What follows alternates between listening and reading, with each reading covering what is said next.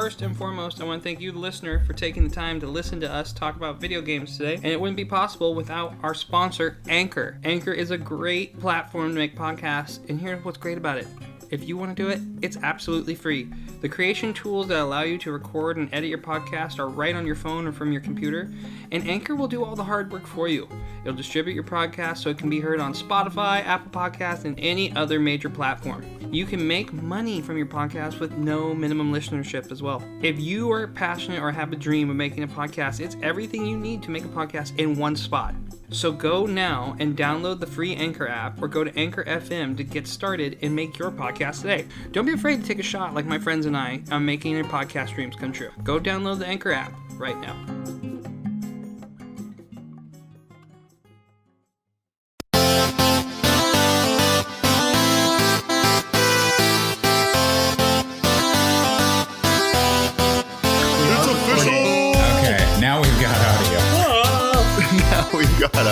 Thanks for having me back, y'all. Yeah, thanks for coming back. This is awesome. Well, thanks for coming. Yeah. For those of you that are just joining us, this is our guest today. He is an animator, voice actor, director, writer, producer, and storyboard artist of Meow Meow, Heroes of Pure Heart, Parker Simmons. Nailed it. You did it. Yeah, applause. Thanks. Hi. Yes, that is me. That is you. Your legend is well known, and thanks for being on today. Thanks. Yeah, thanks for having me. And I don't know if your listeners will know about our snafu last time, but this time we're getting it right. I'm here, coming in loud and clear. Episode 43 is known as Episode 43B Mulligan because it was us talking about we didn't want to blow it in case something happened if we couldn't get you back or whatever. It was just us kind of being sad for about a minute, and then we went on and there was a running joke. But yes, so this is the guest that we were talking about. Parker joined us, and there was an incident where we didn't double check, and now we have something called the Parker Simmons protocol, so we're all good. We just make sure, and now you're always part of the show. I love it. Part of the grand history. Well, what should we, I mean, last time we just jumped right in. Yes. I don't want to replicate it, but yeah, just ask, fire away, and I will answer. Yeah, I mean, this is a podcast about backlogs, so what do you have on your backlog right now? What is a game you've been meaning to get to? Well, I do want to just reiterate kind of what we talked about last time, just for the sake of your listeners, but I had recently finished, Final Fantasy 12, and then right after that, I had also Ni no Kuni, which I had left unfinished for years, and I finally finished that. A horrendously displeasurable experience. Oh, wow. There's no other way to put it. Like, I enjoyed it when it first came out, but playing it this time, there's so many just basic, like, RPGs in the 90s stuff that they didn't even think to do, and it just kind of, it just was this... It was kind of a sad, grindy experience, but it was on my backlog, and I finished it. So next up on my backlog, right now, I just I needed some, an anxiety game. So I've been playing Story of Seasons, Friends of Mineral Town, and that just there's no ending to that. It just ends when you're done with it. So there's that. I beat Cyber Shadow. That was about to go on my backlog, but I powered through. It was a hell of an experience. I'm still mad about it. And then, so right now sitting on my backlog, games that I need to pick up and finish. I still want to get back to Grandia from the Grandia collection. I got a good ways through it, and it just sort of like, it kept going. It wouldn't just stop talking at me. And these big clunky maps, and I'm like, So I've got that. I was playing through Spirit Hunter Deathmark. I got like 2 or 3 chapters into that by Axis. It is a visual novel horror game. I got it around Halloween. Pretty good, but I just, you got to be in the mood to be reading a game. So there's that. And then I'm trying to think what else is sort of just...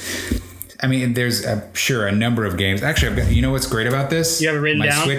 My Switch is right here, so I'm just gonna boot it up. What else is sitting here? I bought Panzer Dragoon for a song. I'm gonna play it at some point because it'll only take an hour to beat it, so I'm not worried about it. I'm like, save it for an afternoon. Shiren the Wanderer is sitting there on my backlog because it's a very mean-spirited game, and if you lose everything. And it crashed on me when I was in the middle of an incredibly good run. What? It's a roguelike, so when you die you lose everything, and it crashed and I lost everything on a really good run, so I'm still pretty mad about that.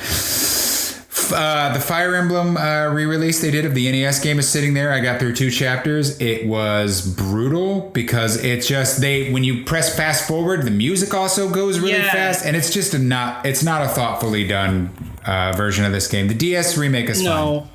And Three Houses is so good. You know, it's hard to go back. I was thinking about that. I was like, man, Three Houses they did such a good job. And Awakening is really great. Like, it's hard to go back to those. I started with like Sacred Stones and Path of Radiance, so I'm okay with a little bit more of a harder experience. And I played the remake, Shadow Dragon and the Blade of Light, on the DS, so it's fine. But it's just, this is a glacial pace, and I'm like, could you please just speed this up, modernize it, keep all the NES graphics? I'd be happy. So that's sitting there. XCOM 2, is that right? The Switch version is pretty horrendous. I got a good ways through it, and it just stressed me out. There's no reason for it to be that horrendous either. There's nothing beautiful or taxing about the game. It's just a badly done port. But I got through one of the first sort of major areas, and then too stressful, didn't want to play anymore. I'm like, no. I played Remothered, and it was broken and a mess. And so no, but that's on the backlog. The last time we spoke, we were just ramping up for Monster Hunter Rise. Yeah. And Casey got really into the demo. Yes. Like, he went hard on the demo, it sounds like. Yeah. I'm glad to hear that. I figured out how to play it. That was actually the big thing. Because, you know, you taught me it's so overwhelming. And so, but I think once you try a bunch of different weapons and you really feel what you like. So I learned that I really like the heavy crossbow, the gun. That is fascinating. You're just using the triggers. It's so good. Yeah. Nobody plays range. Oh, it's fun. Nobody. So you'll be very useful on a team. Okay, good. Yeah, that's going to be my go-to. I like the heavy crossbow. I like the being able to set traps. That game I'm very, very excited for, and I know you're really into it. What are some other games you're waiting to come out that you're excited for? Like, what's on your radar? So the re-release of 3D World comes out, and I am a huge defender of 3D World, and people really like Odyssey and that sort of open, free-flowing kind of jazz Mario gameplay. Not me, son. I like classical Mario. Super Mario Brothers 3 is my favorite of all time, and what I love about Mario is just that it's almost this insane kind of poetry that they've invented, where there's this form to it. And I know, you know, I have found that the artists that I know that like these more open games are the artists that I know are less rigid and structured in their thinking, and their art is all the better for it. But I'm very rigid and structured in my thinking, so I like a Mario game that's like, introduce you to a new idea. Right. Execute the idea. Turn the idea on its head, and then full throttle to the end. You're done. New level. New idea. Wipe the slate clean. That's what I like. And Mario Brothers 3 is just a fountain of that, and so is 3D World. And I will say it is the only Mario Brothers game, and this includes any of the like wimpy, like, yeah, I'm the hat, I'm the star, blah. No, wimpy, get it out of here, boo. This is the only Mario game with a genuine simultaneous multiplayer experience. I play New Super Mario Brothers multiplayer is garbage. It is not a mode. It is a joke. It is there and I mean that not in an insulting way. I mean that in that's what it's for. It's there for you to laugh at and have fun with, but it's not there for you to play the game. It's a joke. It's there for you to jump on your friend's head and piss them off. That is the name of that game. 3D World nails the multiplayer open world experience. There's space, and it encourages you to sometimes split up, take different paths, and cooperate with each other. I played through the whole game with my wife, and like a couple times, and we had such a genuinely fun time, just like pretending to be in that world, and it is so immersive. So it is so fun. And this version of the game, they've not only included this fun kind of little 3 to 6 hour thing that looks like a great blending of the two sort of Mario styles. The Bowser's Fury, that looks fantastic. I'm like, that's what I want. Give me the fun of I don't really need exploration for Mario. I'm a classic Nintendo nerd, and if you know about your sort of like, if you know your mythology of Mario and Zelda, they were created by Miyamoto at the same time, and he had a little column right down the middle. This is Mario, this is Zelda. And he and his teams kept coming up with these ideas. And they'd be like, exploration. Zelda, put it over there. Exploration of Mario, bam! No, it goes over there. You don't put that in the Mario column. They're like, oh, I'm really sorry, Lord. And they would be like, story, Zelda. Okay, maybe a little story in Zelda and Mario. Slap! No! story goes in Zelda. Don't you ever put that here. Don't you ever do that again. They tried it in Galaxy, and he broke their arms, and he shattered their shins, and he ripped all the story out of Galaxy 2, because that's Miyamoto. Yes. He's rigid in his creative thinking, and I value that. So even if it's not always going to work for everyone, as an artist, I have tremendous respect for him, and he's a big influence in that way. But yeah, he very much at the same time was like, we need to go in these different directions and really differentiate these different types of play. And so it's interesting. So I don't need exploration from a Mario game, because I think, no, Zelda, like that's where I am. That's fine. And that may not be always right, but I am excited to see how they blend exploration with execution of just tight ideas and platforming, which I feel, frankly, Odyssey is kind of devoid of. Yeah. It's like, here's a moon up here, here's a moon over there, whippity wappity, slippity slappity. And I'm like, where's my hard levels? Right. Where is my platforming challenge? Where are the levels that demand excellence of this little plumber? Where are they? It's at the very end, and it drives you crazy because you have to restart everything. Not a challenge. Darker Side of the Moon's got nothing on Champions Road from 3D World. No, it has nothing on that level. No, it doesn't. It was a delightful romp. Even compared to the one, and the one in 3D Land is also insane. Yes. But yes. I'm excited about 3D World, and you should play it. Well, it's on my backlog. I'm playing it. I played it on Wii U and I beat it, but this time I get the enjoyment of playing it with my wife and my son. My son is very excited. He saw it and it's like, it's gonna be awesome, because he loves Odyssey. Odyssey's his first Mario, and then he's played Super Mario World. Those are his two Mario Worlds. Time to play a proper Mario, son. Yes, time to teach you, and we get to do it together. He's already dibs. He's like, I want to be Toad. He's really into Toad, and I said, okay, great choice. All right. Very fast. I'm gonna probably be Luigi. The wife will be Princess because the float's so good. You talk about the art. What video games inspired or have influenced your art for your shows? Like, where do you go? Well, I've said it about a million times, but where I go to inspiration almost every time from games is Chrono Trigger. Yes. It's just it's a masterclass in pacing, in art direction, in music, in design. It does everything beautifully because there's no wasted time, which is appropriate for a game about time travel. Yeah. From minute one, you are immersed in the world. Things go wrong. Every choice you make has some effect. Not to the degree that they hype up in a, crappy Peter Molyneux conference or something where he's like, everything matters. It's like, no, you're a liar, dude. You can't program all that. Stop lying. But Chrono Trigger does it plays these, delightful sort of tricks on you where you think you're just doing something and no, it ends up having an effect. And then you realize how the game works. You know where your goal is. You know where you're going. Furthermore, you want to go there. You're compelled. It's just, I play so many games or watch so many other things where it just, doesn't live up to that. And I'm like, that game was made in 95. Games should be getting better. They're not. They're getting worse. Every day they're getting worse. And I'm like, stop this. I don't need a 400-hour game about nothing. Give me a 12-hour game where you get it done. And I have fun and I get to know the characters and I'm out. That's all I need. So Chrono Trigger inspires me on multiple levels. And it's not just that, I'm talking about its story and pacing, but also I love that world. I love a world where a crazy cave woman can live with a robot. Yes, and a frog. Well, and Akira Toriyama, I know you probably been inspired by him because you're also a huge Dragon Quest fan way back when. And I think, would you say that the Dragon Quest world is your number one JRPG franchise? Yeah, versus absolutely. Final Fantasy, because I know you're also a Final Fantasy fan. Yeah. I know you and I could wax poetics on JRPG. Absolutely, all day. and I think that's because Final Fantasy does not have a centralized world. It doesn't. Everything looks completely different in every single game. And furthermore, I don't know, there's just nothing iconic about a bomb or a rabbit.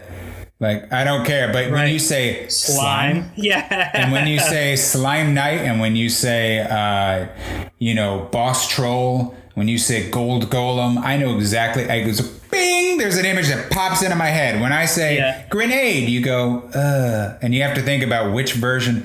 And so that's why. Is that the dark one? Yeah. Yeah. Weird tangent, but I tried playing. This is on my backlog. I will never finish it. It was called World of Final Fantasy Maxima, and you have these little with the chibi art style, right? Bad. It's bad. Okay. I feel sorry. I'm just like, everyone tried really hard on it, I'm sure, but I'm just like, Final Fantasy's not known for its monsters. They could give them all up and create new monsters every game, and I wouldn't care. It doesn't matter because they constantly look different. And I will say, for some people, that's the appeal, but I would challenge you to find me a fan of Final Fantasy who loves it for the monsters. They don't. Right. They like it for the characters. The characters. And I would say Dragon Quest has both the characters and the monsters. That's a good point. So it's like... And the lore. Yeah. And all that. But Final Fantasy has always sort of aimed to be more about presentation and the technology. And that's all. I wish they weren't. Like, I wish they would dial it back and just do something smaller and give up this sort of relentless pursuit of technology, because I'm like, that way lies madness, friend. That way lies Star Wars prequels. That way lies... Oh, no. That way lies Sky Captain in the World of Tomorrow. That way lies, God, what was that movie? A Scanner Darkly. That way lies a bunch of... Batman and Robin. Yeah, they have Batman. That way lies, madness. So don't go there. Just focus up. And, do what, someone like Yuji Horii does, where he thinks about theme and he thinks about character and what it is he wants to accomplish and how that can tie into building on these sort of game concepts. So, but I also go to these franchises for different things. Sometimes, right. For what it's worth, even though I just sort of slammed it, that's what I have liked about Final Fantasy, going and seeing like, well, this is a totally, wildly, completely different experience. And I will give them this. The battle system that they incorporated in the 7 remake is the best battle system in an RPG of all time. Really? It has never been topped. Wow. I say that. Bold statement. Yeah, well, I mean it. And I don't say that lightly, because every time I play a new RPG, I'm thinking, all right, what stupid, time-wasting crap are you about to hit me with? And Final Fantasy has finally figured out how to have, like, 15 was a baby step. They couldn't quite get it. But 7 Remake has finally figured out how to give me control of multiple characters, strategize, but still feel like I am playing an action-packed, tense experience instead of just waiting my turn to be hit. They have finally done it, where it doesn't feel like a bad MMO made into a single-player game. You know what I mean? Like, here's my cooldown. Like, no, I want this to be a cinematic experience where Tifa's got to get in there. Oh, she's out. Barrett, do your thing. Like, it just feels like you're in this grand operatic battle experience. And I will say that as I was playing it, I'm like, this is wasted on the story and the world of 7. I'm like, this is wasted on this. And it should be in it feels like a Chrono Trigger battle system, because there is so much interactivity between the characters, and there is so much where the enemies jump out and you fight them in real time. And I'm like, that is from Chrono Trigger. That was in 1995, the very first time enemies, with the exception of like Earthbound, were on the screen. Yes. But unlike Earthbound, the battle scenario does not change. You are still on the world map, and you are fighting in real time, and you can run for them or you can not run for them.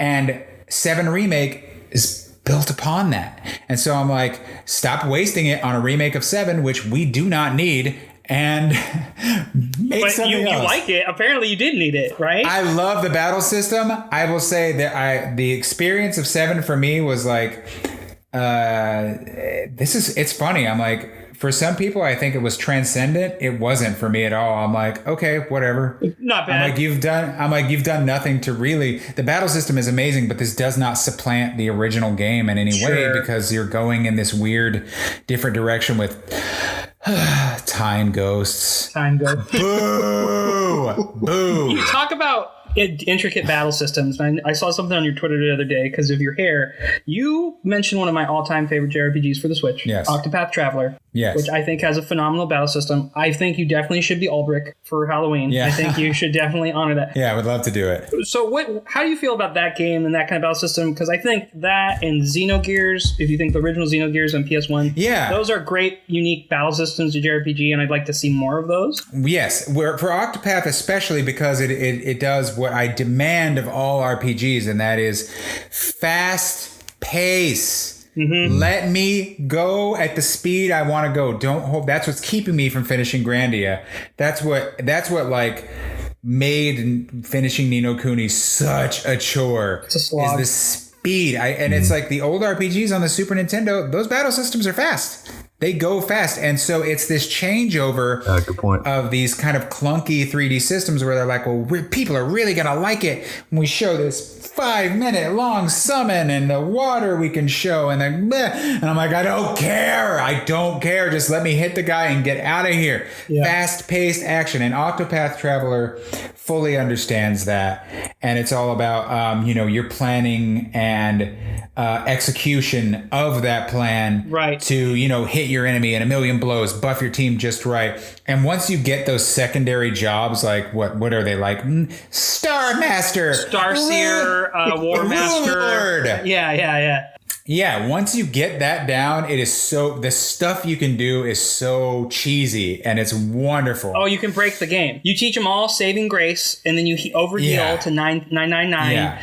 I love that game. I'm replaying it. I'm doing something called a rogue run for the podcast where I can only use the rogue members. Oh, good idea. So I'm locking myself to that. And if I get locked out of a town, you know how you can like fail their passive abilities like the screenies? I can't pay the bartender. Oh. So I'm putting myself in this like lock challenge. And I love that game. I have good memories of it because my daughter was born when it came out, and I remember playing it with her on my lap, like in the middle of the night. And excellent game, excellent soundtrack. Yasunori Nishiki did an amazing job on that soundtrack. So much so that I'm like, is this the guy who did Bravely Default? I'm looking it up, and I'm like, his credits are. It is. No, his credits are like an anime or two. Oh, he worked on Grand Blue Fantasy, and I'm like, this guy's. I'm sure he's worked on Sound Teams before, but I gotta say, if this is like your premiere out the gate, like, damn, he blew my mind with this soundtrack. I play that soundtrack whenever my students have tests. So that's like the background. We play that. And it's good. They get really focused. A lot of them learn the song. Lucky students, man. Yeah. Lucky students. Well, my last name's Cool. Mr. Cool's got to know some cool stuff sometimes. Mr. Cool. Yeah. Amazing game. Not Bravely Default. But that's coming out soon. Bravely Default 2. Yeah, Bravely Default 2. But Octopath, I'm like, skip Bravely Default. Make another Octopath. Yeah. See? He gets it. He totally gets it. It's a great game. My friends all... You've been saying that for a while. Everyone gets so mad because there's no overarching story, but you have to search for it, right? It's in layers, and it's a collective they could do stories. a better job. They could do a better job of that. But what they did is something that I'm just like, good. Now build, and that's fine. And I think that's a good and healthy thing for people who play games to admit, saying like, it doesn't have this. We can get better. But it's okay to enjoy things for what they are, especially if it is as good as Octopath, and say, all right, now what are you going to do? For me, it's like seeing someone's first like auteur movie, and I'm like, that was sloppy as hell, but I loved it, and I can't wait to see what you do with X, Y, and Z. So for the Octopath team, I know they're making that mobile game, and it's like, okay. No, make a sequel and focus up like they do on like say Saga Frontier or even something simpler like Trials of Mana, where all the stories kind of come together. What I really want, and they do a good job of these sort of like little stage play interstitials. They have little intermission scenes in Octopath. Yes. More where you of do that. like where they cuts. Yes, those are great. I would like more of that. I think them saying, hey, we can make the story better will only make them stronger. Yeah. But everything else they nail. They nailed it. Aesthetic. That game oozes style. And I had one friend play it, and he never played any of the 16-bit JRPGs. His first foray was in Final Fantasy VII. So he had no nostalgia for it, so it kind of turned him off. And I think the up ramp to learning it is hard, but once you get it, like when you break someone in the game and then you can just finish things in 1 or 2 turns, you feel like a god. You're like, yeah, I did it. Like I can beat this boss in a minute. That is the thing a lot of really older and newer RPGs can miss, which is fun. Make it fun. And that was the whole time playing I'm just a dump on Ni no Kuni. I'm dumping on it because they made Ni no Kuni 2 and it improved on the original in every single way. So this is nothing. I loved Ni no Kuni 2. They fixed everything. So I'm sitting here talking about problems that were fixed. So I think it's okay, and I don't mean any harm to anyone who developed these games. Like, it is a singular experience, but I found myself so often going, this isn't fun, or something would happen, something really boring and slow would happen, and I would just go thrilling. So I want to kick the hornet's nest a little bit with that. Yes, please. Tell us how you feel about Secret of Mana. Secret of Mana. Well, unfortunately, I got to say, Secret of Mana does not deserve its place in SNES history.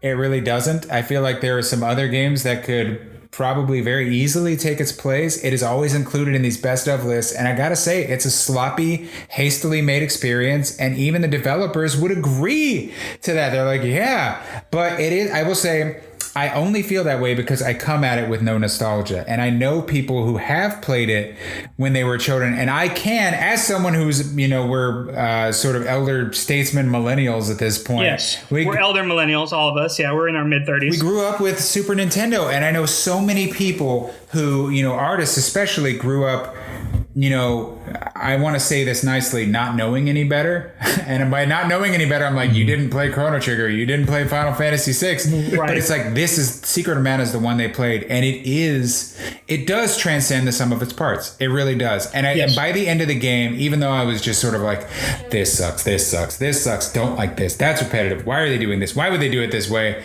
I'm also old enough to appreciate this game came out in 1990X. 90, yeah. 3 or 4. It's like I could appreciate it on that level, and by the end, it did transcend the sum of its parts, but it doesn't get that place on the shelf for me. It doesn't. Where other games already are, and it's like, no, I'm not taking down Earthbound for you. I'm not taking down Chrono Trigger for you. I'm not taking down Final Fantasy 4 or 6 for your ass, Secret of Mana. You're staying where you are. I got good games on this shelf, son. You can't get up here. Well, and our whole thing is we're doing this backlog challenge, right? And my thing is we have the games. We have to go to Nintendo of America, whoever loses, right? We're talking about a Sora costume now because we saw one on Amazon. And I'll send you a picture of it because the model sells it. Like the first 2 pictures are his actual hair, all crazy, and then the third one's a wig, and it's like, why did they put the wig on the third one? Anyway, I had to play Secret of Mana because I brought it up. So my dad growing up worked for Nintendo of America, and video games, I would get them. Yeah. Secret of Mana is the very first video game I bought because I saw it as a 2-player Zelda when I read Nintendo Power as a young boy. I was like 9, and I really wanted to play that with my dad because him and I beat Link to the Past together. That's like, I have so many memories of playing early games with my dad. That Punch-Out. Amazing, yeah. I remember trying to play it. My dad didn't like it, and I know why my dad didn't like it because it's the things you talk about. Mechanically, it's very clunky. Like having to wait for your bar to get 100%, the charge attacks. And it doesn't explain it to you. There's no coaching. No, it's just old school JRPG, like, figure it out. Good luck. It's beautiful and it's pixel art, and I love a good style, and you can see the influence there. Yeah. For me, though, this is a retribution story of finishing what you started. So, like, me getting to do that with my son means a lot to me. But I can also agree. Yeah. I think Chrono Trigger should have been on the SNES Classic instead of Secret. Yeah, I don't know what's going on there with Square Enix and Chrono Trigger. They just don't. Do they know? They must know. I don't think they do. I really don't think Square Enix knows what they have. Have you seen how Nintendo does the internet? Of course they don't know, man. Yeah. Come on. Like, but this is Square, though, because I'm sure Nintendo was like, we got to get that game on there. Square was like, it doesn't matter. And I know they have their mobile release and the Steam release, which apparently appropriately was a steaming pile. But like, I don't know if you guys know, Matthew Valente is his, TSSF is his moniker, but he was involved in the Chrono Resurrection project back in the day. Just give him a quick shout out. He's this amazing Canadian chiptune engineer. He likes to reverse engineer stuff, and he'll create tools, and he's talking with like amazing composers like Yuzo Koshiro. He's an amazing dude, this guy, and he has been doing this project with Chrono Trigger that I encourage you all to look up, where he is finding the original uncompressed sound samples that Mitsuda made the soundtrack from, and sort of decompressing it and making these sort of, oh my god, it sounds so good. So a little bit of a tangent, but I'm just like, Chrono Trigger inspires that level of love and dedication in people, because I don't know, they struck lightning. Same with Final Fantasy 9. Yes. Hey, you showed me that one thing where they re-rendered it. The one person took the project. I think you mentioned. Yeah, the Moguri mod. Yeah, it's amazing. And that, like, amazing that they did that. You do all these things, right? You're the voice actor. You're an animator. I've said this last time, but people won't know that. You're the type of person in my mind that's like, oh, I'm going to go do this thing, and then you do it. I think it's only a matter of time. When are you making your JRPG? When is it going to happen? I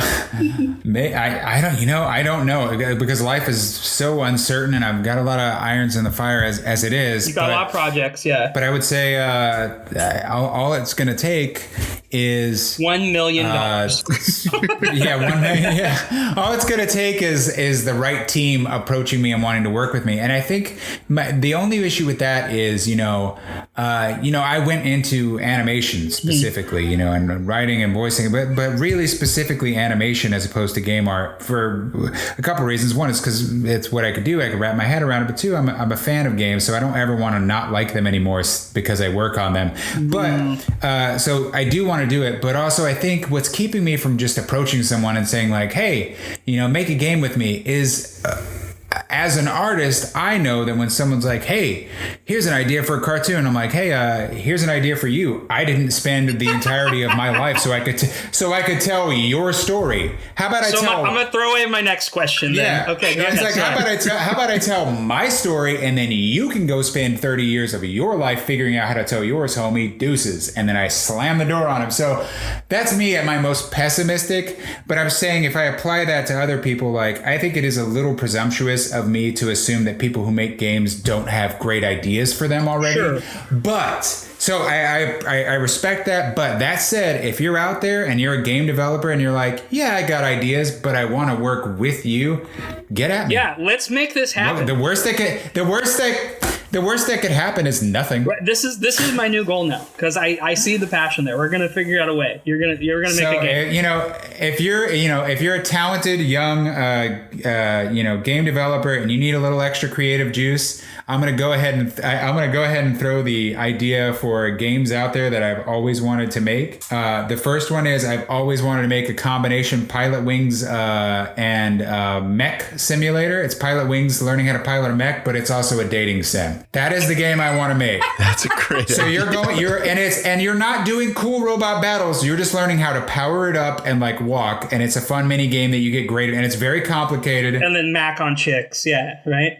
Yeah, or dudes, right? Whatever your preference. And it would be, and I think in true dating game fashion, everyone should be fair game, because it's always a bummer when dating games are like, oh well, this person. I'm like, no, just whoever you want. Create a bunch of hot characters and a bunch of cool robots. Never let you have a cool. Maybe that's the end, is a cool robot fight, and you have to fight the rival of whoever it is you're trying to date. You're selling the idea. You're giving away the idea. That's it. Then do it. Well, see, now someone's just gonna take it, but it's a good idea, and that is the game that I want to make. So if you're out there and you want to make that game with me, let's make it happen. Game I've been trying to figure out how to, and just it would be simple. What would you call it? Well, I know you got a good title. You want it to be, well, I actually don't. You'd want to call it something. You want to call it something like Pilot Wings, because for me, you want that sort of 90s anime. Right. It's got to have a double entendre, kind of though, mild, right? About love and dating. Maybe. Mechanical Hearts. Maybe not. Mm-hmm. Yeah. Maybe.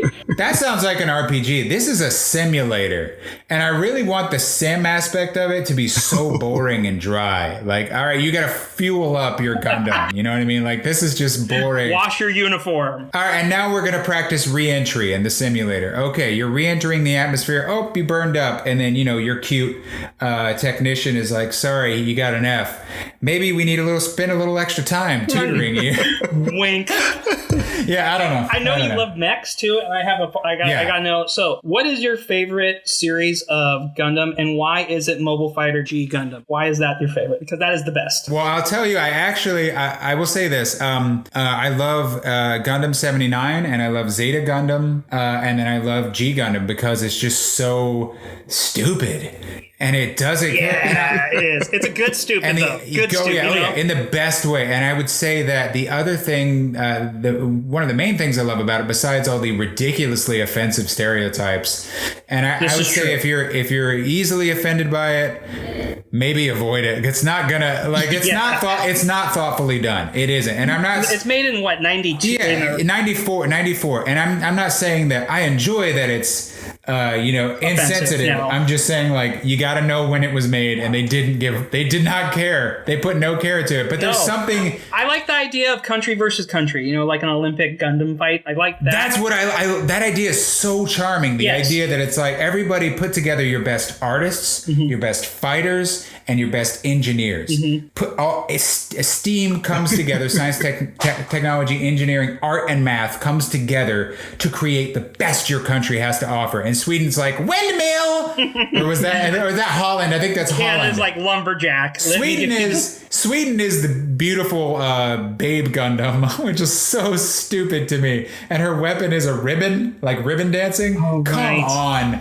And then Tequila Gundam is amazing from Mexico. Yes. Canada's got a lumberjack Gundam. It's just dumb. But there's also the passion of the story really gets to me. And I can watch, to this day, I can watch the scene where... I'm going to try not to go too far now. I can watch the scene where Domon and Master Asia all out fight each other, and they're expressing their emotions through their fists, and he has to say goodbye to him. That makes me cry every time. And I'm like, why am I broken? Why does this stupid martial arts sequence break me emotionally? And I'm like, it's because these men are stupid and they don't know how to express themselves in any other way. And he's talking about like, Master Asia, I will not fit, with that bad Canadian early 90s dub. Mm-hmm. You know, the school of the undefeated of the East shall live on.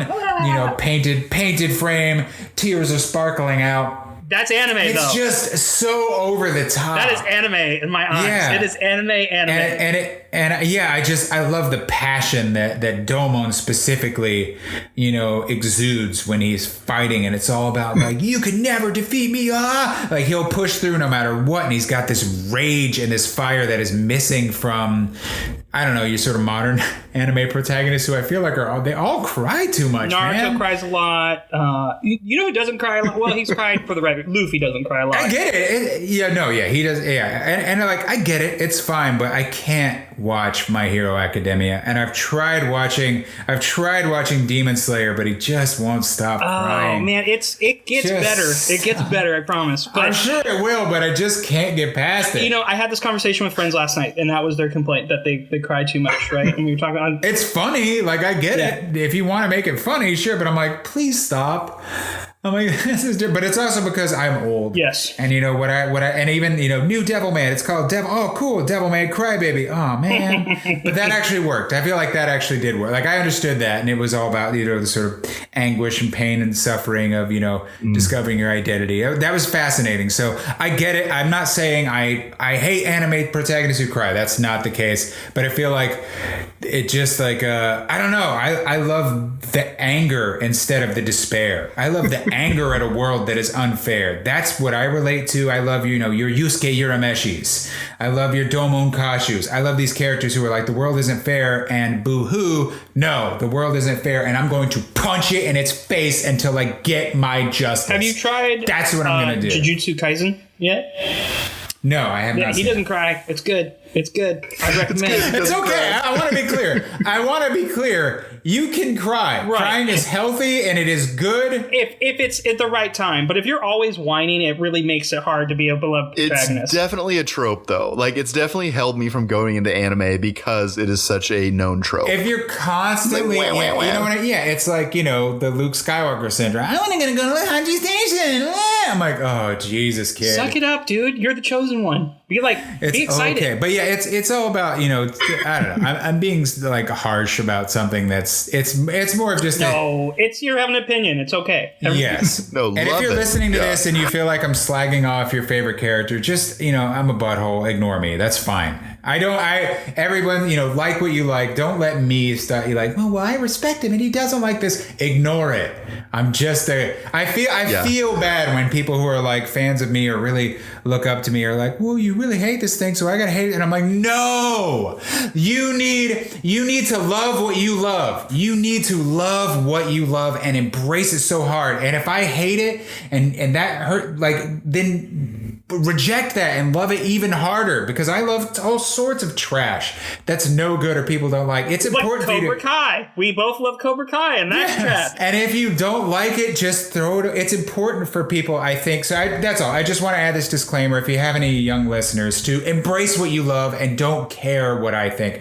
Laugh at what I think, be interested in what I think, but don't try to emulate me or say or think that my opinion is the only one that's valid. That, like, it breaks my heart. smart. I don't ever want to do that to anybody. But I still want to speak my mind. I'm so happy you say that. Well, I think it's good because I teach 5th and 6th graders grade, and I found it was really important that I told kids yeah, I like geeky stuff, and that's who I am, and it's okay to like it. If you don't like it, you don't have to like it to like me. And I wish I knew that at that age, because I remember trying to like things that I didn't really like. I wasn't very confident in who I was. Yeah, it'll mess you up. Yeah, and kids need to know, just because we don't like something or you don't like something, be you. Be your authentic self, and your life will be so much better. And I think that's the important message. Everyone has opinions. It's okay to have opinion. It's also what makes the world a more interesting and vibrant place. I don't really, and I know people talk about this. I see a lot of tweets. It's like, what's the one show that they gotta know if they want to work with you? And I'm like, I don't care.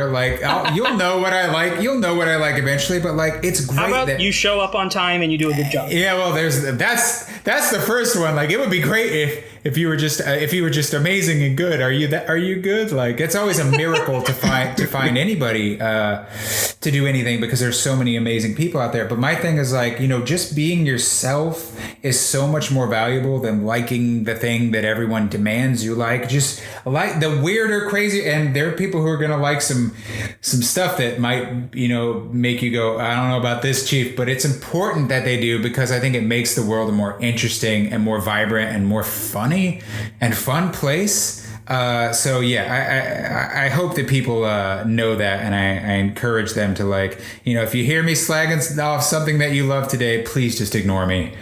Please just ignore it. So you do all this stuff and you beat video games. You are a good gamer. So how do you make time for video games? Because I know I've seen you talking about working on movies. You work on your show. You got all these irons, and you're a dad, which is a very important job. So how do you make time for video games in your day? Well, the key is to make the time. So for me, the godsend has been my Switch. But I would say there's just certain hours where I get the time to do it, and it's largely when my kid is asleep. So first thing in the morning or last thing at night, and I gotta say I sacrifice a little bit of sleep to do it. And same. Nap time is game time for me. I'm like, all right, it's nap time. Guess what? Dad's playing game. Now I'm trying to get my kids into gaming. That's the thing. And I know your child's almost 4. She'll be 4. She'll be 4 soon, and she's starting to express some interest, but I just don't think the motor skills are there. It's she's starting to draw. Donut County. Give her that. And you know what's interesting about? I still haven't played it, and I feel really guilty because one of my friends and coworkers from OKKO is a co-writer on that game, Geneva Hodson. Shout out to her. She made that short for Cartoon Network called Trick Moon that I think it was just a little pilot, but it had a lot of fans and a lot of heart. And she wrote that game with her now spouse, Ben Esposito. Yeah, I believe that's right. So I still haven't played it, largely because I feel like if I play it and it's really, really smart and funny, I'm going to get jealous. No! Look at you, though, for being I know that. I can't help it. And I tell people that, too. They're like, have you seen this cartoon? And I'm like, I know it's not healthy, but I can't watch stuff other people make because I'm going to get mad. And that is largely, and if people are like, well, you may need some help. I'm like, no, I know why I feel that way. I've unpacked my feelings, but they're not going to change. Just who I am. That is just ingrained in my character at this point. So what I do, instead of saying, well, I'm going to change, is I avoid the thing that I know is going to make me act in, frankly, a pretty toxic manner. It's not right for me to say, well, they had this and that. I can't believe it. Or I could just not watch it or not play it and say congratulations and move on. Have blinders on. I think blinders are important sometimes too, because I'm a broken man. Well, it really is. I think it's human nature. We always try to compare ourselves. I come from a large family. Yeah, you're the 9th kid, right? I'm the youngest of 9, and what happens when you're in a large family is your eye goes instantly to the thing you didn't get. And so when you see someone had a better budget or a better schedule or a better, they were able to snag some amazing director or animation studio, or they did this or that, all you can think is, how come I didn't get that? Why did they get that? Why did mom, dad, X, Y, and Z, the world give that to them? Well, that's not fair. I should have that. I'm good. Look at me. that's where, I mean, I hate to spoil the illusion for people, but that's where the character of Mao Mao comes from. Yeah. You see that because it's him competing with your siblings. So that character is very much, and people joke and they're like, oh, that's just your persona. And I'm like, kinda. Yeah, I don't really like that word, but yeah, I mean, I hate to break it to you, but that character is like, write what you know. And the show and the character are largely so important to me because they come from a real place. And Mao Mao, I think, resonates with so many people and so many. What's fascinating to me is so many different kinds of people from so many different walks of life are like, that character is me. And I'm like, it's me.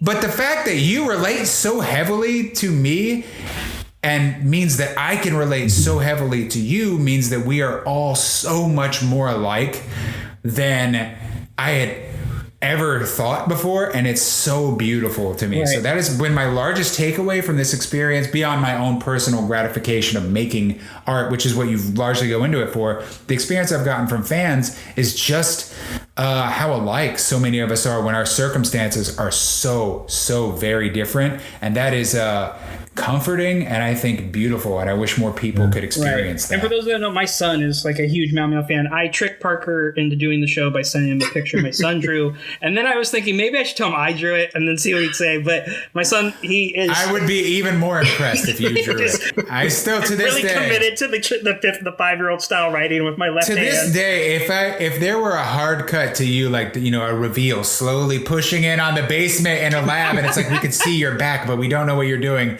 And the camera swings around and you're underlit and you're drawing this and laughing and smearing lipstick on your face. I would respect you about 1,000 times more. Well, I'm sorry. I just went with the heartstrings you're of like, my son. I'm sorry I'm not a psychopath. Yeah, sorry. We'll say that's actually canon to what actually happened. I'm sorry I'm not a psychopath. I love it.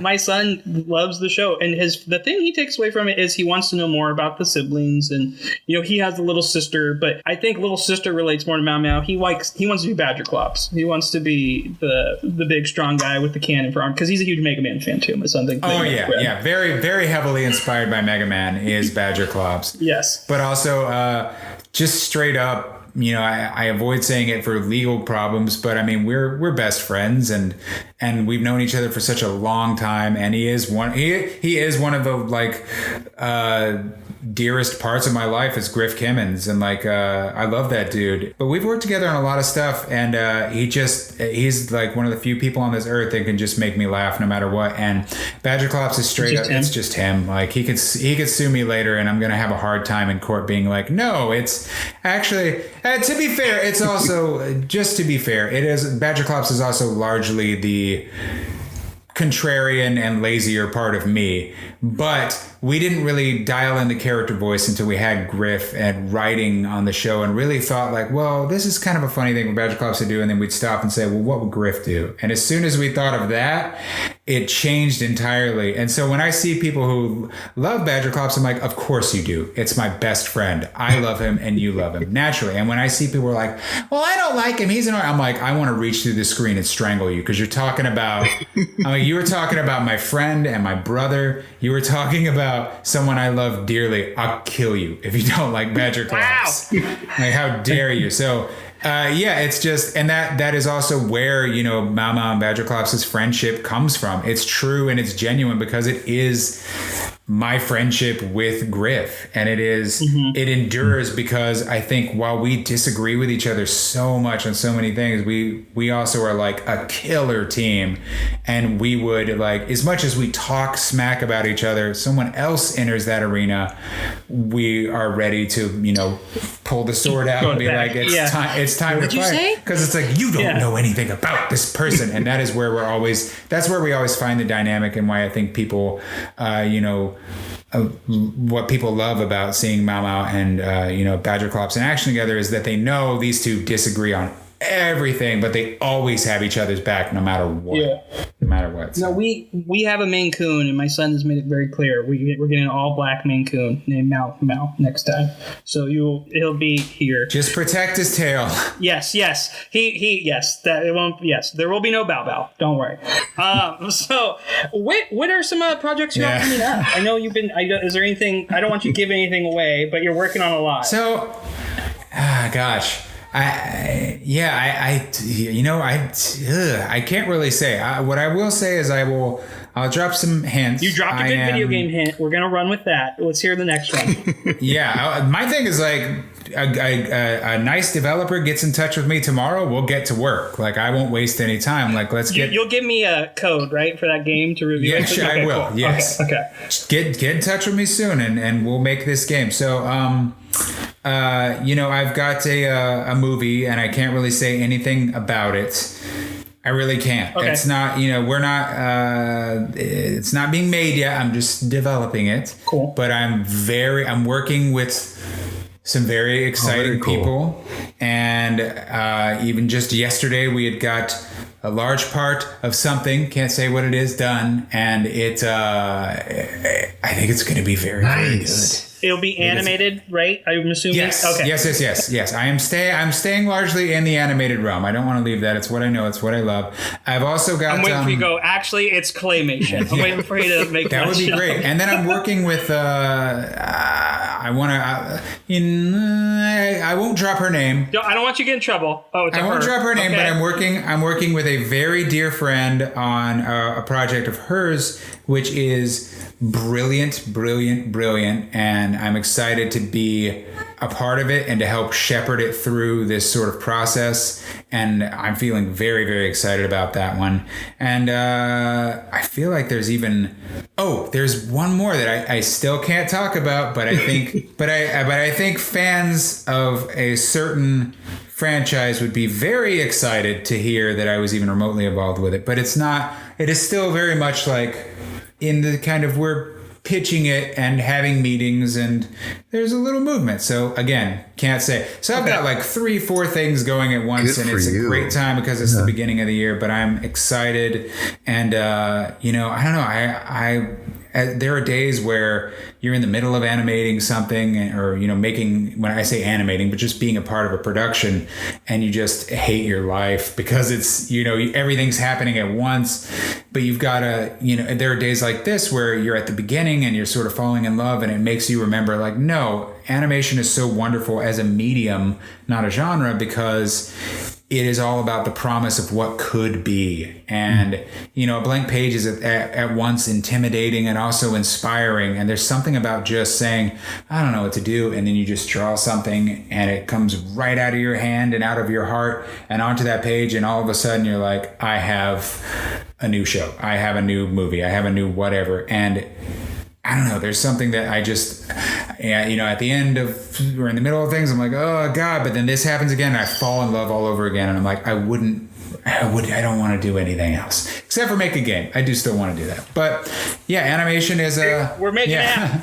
Please make it happen. But animation is it's special, man. And it's a big part of my life and my soul, whether I like it or not. And I keep relearning that lesson over and over and over again. It's like, I'm done with it. And it's like, no, I love it.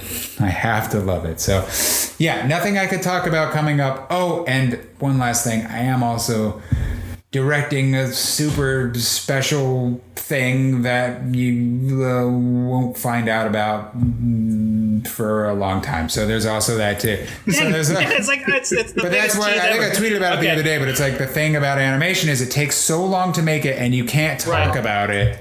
So I'm sorry, everyone. But, no, you're right. But rest assured, hopefully we're going to see more Mao Mao down the line soon too. That's what I'm waiting for. Rest assured, I've got a lot of amazing things in progress. And if you like the work that I've done, you will be very happy. And Shelby, for our final question. What game would you tell us needs to be on our backlog that we have to play? The all-inspiring game for you. So I think last time in the lost episode, the fabled lost episode, Shelby, I told you to play Chrono Trigger. Yes, which I haven't played yet, so we got to fix that issue. Ridiculous. And I have one for you today, too, that I want to give you. I would say to everyone, I'm just going to reiterate it, and if I've talked about it here and you really don't want to play it, then nothing's going to make you play it. I'm addressing the world now, but Shelby, you especially, do play Chrono Trigger. I'm trying to think of, I gave a pretty glowing recommendation to 3D World. I would say you should absolutely play that. If there were another gem that I would recommend some people play, I don't know. I'm always sort of advocating for, portable RPG experience. So I would say get out there, play Chrono Trigger on your DS. Get out there, find a copy of Dragon Quest VIII for your 3DS. That's what I was going to ask. Which Dragon Quest would you recommend? Go play Dragon Quest V on the DS if you could find it, or Dragon Quest VIII on your 3DS, because that version of the game is mind-blowingly good. And 11 on the Switch. Play 11 on the Switch. And then get Final Fantasy IX on your Switch as well. Throw those on your backlog and get inspired by rich fantasy worlds that are genuinely interesting with characters who will melt your heart. That is the main thing for me that if an RPG doesn't have it, I'm like, oh God, I just don't care. 12 fell flat on its face for me, because by the end everyone was just like, blah, blah, blah, blah, blah. And I'm like, I don't care. You could be saying anything and I wouldn't care. So I have to get your input on one more game because the next game on my backlog is Pokemon. Where do you land on Pokemon? Which one? I'm playing Sword. He's playing Sword and he has to do a Nuzlocke. Sword is a Nuzlocke. I couldn't tell you anything. I know what it is, but I got no advice for it. But I would say Sword and Shield is the most accessible experience so far. And I know people had a lot of complaints, and I don't disagree with them. But I had a good time playing the game, and I had fun with what was ultimately a very fast-paced Pokemon experience, and I liked just how many I could get at once. So, for accessibility's sake, I really did enjoy the game. As far as a Pokemon recommendation, let me tell you, son, Heart Gold and Soul Silver are the best Pokemon games ever made. They are the best ones ever made, and it's because not only do you get 2 games in one, because you also get to go from Johto to the Kanto region, but it's a remake, so everything has been streamlined, and you get your little Pokemon follows you. Yes, that's the number one. Yes, that's the best thing. They finally added that to Sword and Shield, so that is nice. That was I was glad they finally added that. My Shiny Incineroar follows me everywhere in that game. Yeah. There you go. So my rec for you, and I know this because you did a while back, quick character doodles. People would give you one on Twitter, and then you would send the doodle. And you're all right. So I haven't played this. Yes, that's good. Breath of Fire. Okay, so I have played through about maybe 12, 20 hours of Breath of Fire 2. I think I got to the floating castle part, and I recruited people. I started playing the original Breath of Fire on the SNES online thing, but I will now put that officially on my backlog. And 3 and 4 for the PS. I'm telling you, the first 4. Once you see the sequence where that goes. I thought 4 was a trash fire. Is 4 the one that was on PS2? No, 4 is the one with Sias, the drunk dog, and that's why you need. I thought 4 was the one with the. 5 is the bad. Okay, because it's the one where you repeat the same game a million times. Yes, that 5 is the one that was on PS2. I do my research on games I don't even play. I watch retrospectives on RPGs. I need to know my stuff. So I'm familiar with Breath of Fire. I know the main character's name's Ryu, and he's got blue hair, and you have a dog partner who's very adorable named Bao. B-O. I just go Bao since he's a dog, as in Bow Wow. Oh, yeah. Okay, that goes. But it could be Bo, because I think he uses a bow and arrow or a bow staff. So it could be Bo. He's a hunter. Maybe it's... Yeah, but I will dig a little deeper into that. You know what Breath of Fire really reminds me of that I would love to revisit? I think they made a DS remake that I only partially got through, is Lufia. Yeah. Nobody talks about Lufia anymore. What about Lufia? Let's talk about Lufia 2. Rise of the Sinistrals. What about Lunar, sir? How about Lunar? Lunar Silver Star Sword. I've never played Lunar. I'm waiting. I feel like they're going to do a re-release soon. I finally played a remake of Star Ocean. I beat the game. Yeah. A little underwhelming. Star Ocean 2 blows everyone's mind. That's the one that everyone needs to play if they play. I hope there's a remake of that on the Switch. If you put your RPG on the Switch and it was out during the PlayStation era when I did not own a PlayStation, I'm going to buy it and I'm going to play it and I'm going to do my best to complete it. So that is my recommendation to publishers. Have you played Final Fantasy Tactics also? I know I'm giving you all these games, the original. Oh, dude. I'm waiting. I know it's good. That's the one. That's the one. Okay. You can get it on your phone and it's just as good. I'm going to wait. I don't want to play it on my phone. I want to play it on my Switch and Square Enix is going to learn today. You put all your games on the Switch or so help you.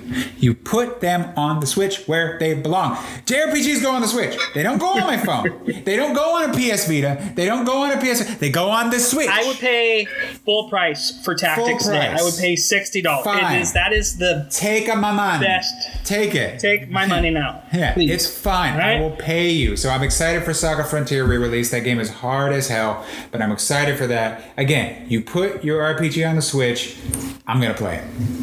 So, Breath of Fire. I will try to get to Breath of Fire soon. I remember getting a decent way into Breath of Fire 2, and then I just kind of petered out.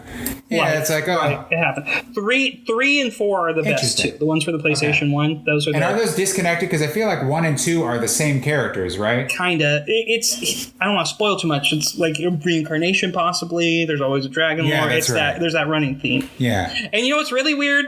It was originally a Square game, and then it became a Capcom title. Like there's a weird shift in that too. You know what? Capcom's got to do more RPGs. Mega Man Legends. Let's make another one of those, please. How about that? Yeah. Yeah, that's a the Keiji Inafune story is wild. It's a wild ride. I don't know, but Capcom's still churning out good stuff. Yes, they're still churning out good stuff. More RPGs from them. Monster Hunter.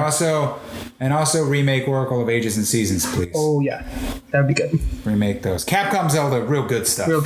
Real good. Well, I think that's it for us. Yeah, definitely. Thanks for being with us again. Parker, you're the man. You are the man. Thank you for having me back. My apologies again for last time, but hey, we got a nice podcast here. We did it. And hopefully, maybe down the road, we'll have you back again when we can talk about these projects. Where can people find you, Parker? Where can they look for you? Where can they you know what? You search for my name on YouTube. You'll find some shorts.